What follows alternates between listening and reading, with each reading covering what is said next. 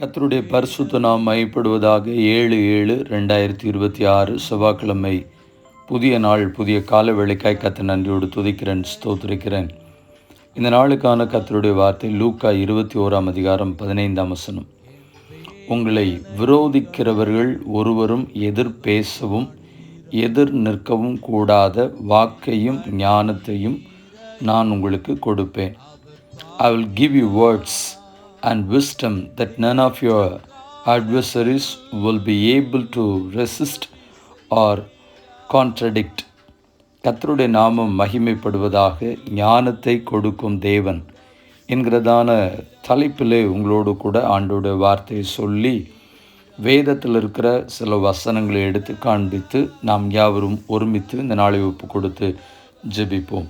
பிரியமானவர்களே, ஆண்டவர் சொல்லுகிறார், நமக்கு விரோதமாக சில நேரத்தில் நீங்கள் இந்த வார்த்தைகளை கேட்கிற தேவனுடைய ஊழியக்காரர்களாக இருக்கலாம். உங்களை பார்த்து நான் சொல்லுகிறேன், நீங்கள் கர்த்தருடைய ஊழியத்தை செய்கிறது நிமித்தமாக நமக்கு விரோதமாய் சில மனிதர்கள் எழும்பி நம்முடைய வாயை அடைக்கும்படியாக அல்லாவிட்டால் நம்மை குற்றப்படுத்தும் முகாந்தரத்தோடு கூட நம்மை எழும்பி எதிர்த்து பேசுவதற்காக நிற்கும் பொழுது, அல்லாவிட்டால் நம்மை விரோதித்து பகைத்து நம்மில் கோபமாகி எரிச்சலாகி நிற்கிறதான மனிதர்களுக்கு முன்பதாக ஆண்டவர் கர்த்தருக்கு ஸ்தோத்திரம், உங்களுக்கு முன்பதாக அவர்கள் எதிர் பேசவும் எதிர் நிற்கவும் கூடாத வாக்கையும் ஞானத்தையும் கர்த்தர் நமக்கு தருவேன், ஊழியர்களுக்கு தருவதாக இந்த வார்த்தைகளை நீங்களும் எடுத்துக்கொள்ளுங்கள்.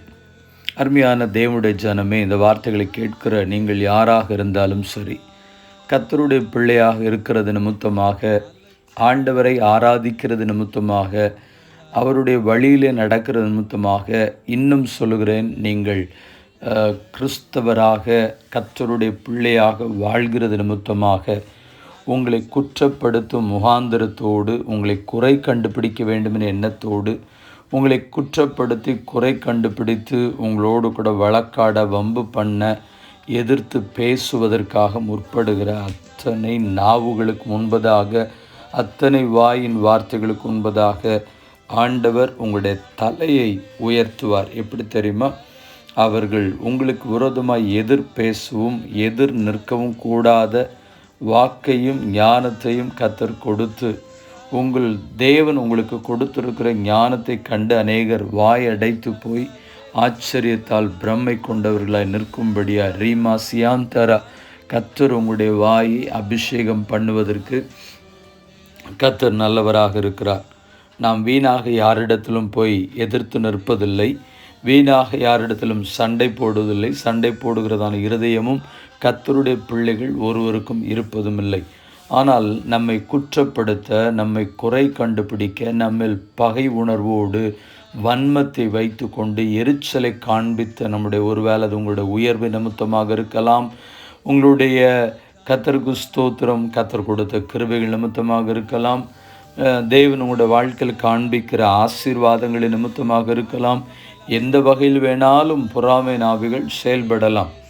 ஆனால் ஆண்டவர் அவர்களை எதிர்க்கும்படியாக, அவர்கள் எதிர்த்து பேசும் பொழுது அவர்கள் உங்களுக்கு முன்பதாக நிற்கக்கூடாதபடிக்கு வாக்கையும் ஞானத்தையும் தருவார்.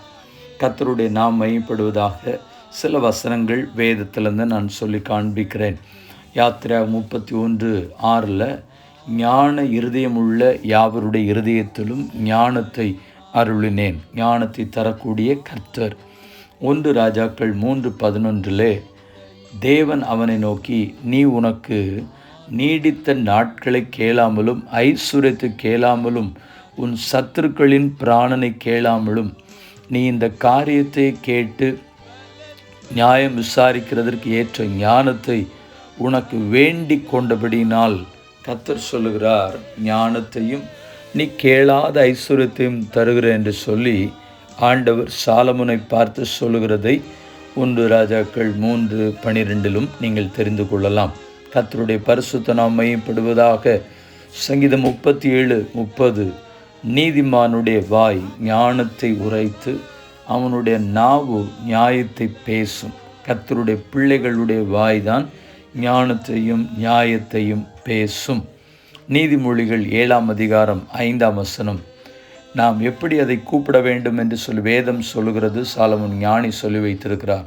ஞானத்தை நோக்கி நீ என் சகோதரி என்றும், புத்தியை பார்த்து நீ என் இனத்தால் என்றும் சொல்வாயாக.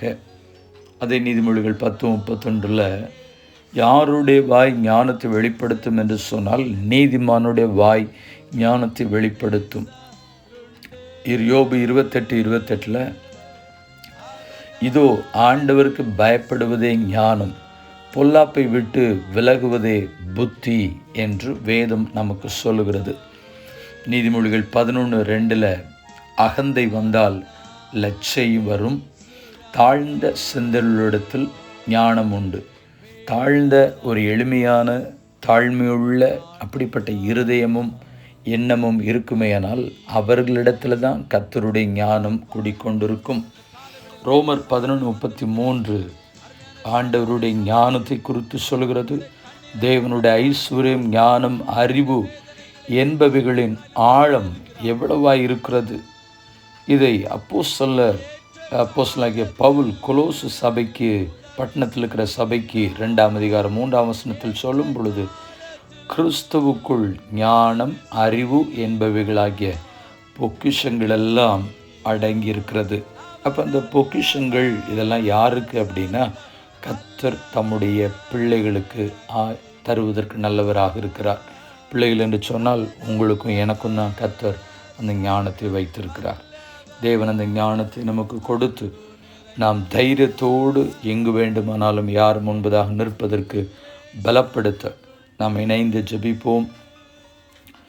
எங்கள் பரிசுத்தமுள்ள நல்ல தேவனே, இந்த ஆசீர்வதிக்கப்பட்டதான புதிய நாள் காலவேளைக்காக நன்றி செலுத்துகிறோம். எங்களுக்கு விரோதமாய் விரோதித்து எதிர்த்து எங்களுடைய வாயை அடைக்க நினைக்கிற ஆண்டவரே ஸ்தோத்திரம், அப்படிப்பட்ட மக்கள் எங்களுக்கு விரோதமாய் எதிர்த்து நிற்கக்கூடாதபடிக்கு எங்களுக்கு கர்த்தர் வாக்கு வல்லமைகளை கொடுத்து அவர்களுடைய வாயை கர்த்தர் அடைத்து போடுவீராக. கர்த்தருடைய பிள்ளைகளுடைய உயர்வை கண்டு, மேன்மைகளை கண்டு, ஆசீர்வாதத்தை கண்டு, கர்த்தருக்கு வளர்ச்சியை கண்டு எரிச்சலினாலும் ஆத்திரங்களினாலும் ஆவேசங்களினால் குற்றப்படுத்தும் முகாந்திரத்தோடு இவர்களை அப்படிப்பட்ட கண்களோடு பார்த்து இவர்களிடத்தில் சண்டை போட நினைக்கிற அத்தனை பேருடைய கண்களுக்கு முன்பதாக, வாய்களுக்கு முன்பதாக கர்த்தர் தம்முடைய ஜனத்தினுடைய வாயை அபிஷேகம் பண்ணி ஞானத்தை நிரப்பி அவருடைய வாயை கர்த்தர் அடக்கி போடும்படியாக ஜெபிக்கிறோம். அதற்கு தேவன் வைத்திருக்கிற பொக்கிஷமாய் வைத்திருக்கிற ஞானத்தின் ஆவினால் உம்முடைய ஜனத்தை நிரப்புவீராக. பிதா, குமாரன், பரிசுத்தாவின் நாமத்தினாலே ஜெபித்து ஜெபத்தை ஏறெடுக்கிறோம். எங்கள் பரிசுத்தமுள்ள நல்ல பிதாவே, ஆமென். வாழ்த்துக்களுடன் ஜெபங்களுடன் pastor Jebadas. WhatsApp 9345353730. May Jesus bless you all. ஏமேன். நேற்று கேள்வியும் பதிலும். அப்பொழுது ராஜா என்னை பார்த்து, நீ கேட்கிற காரியம் என்ன என்றார். யாரிடத்தில் கேட்டது? அர்த்தசாஸ்திரா ராஜா நெகேமியாவை நோக்கி சொன்னது. நெகேமியா 2ஆம் அதிகாரம் 4ஆம் வசனம்.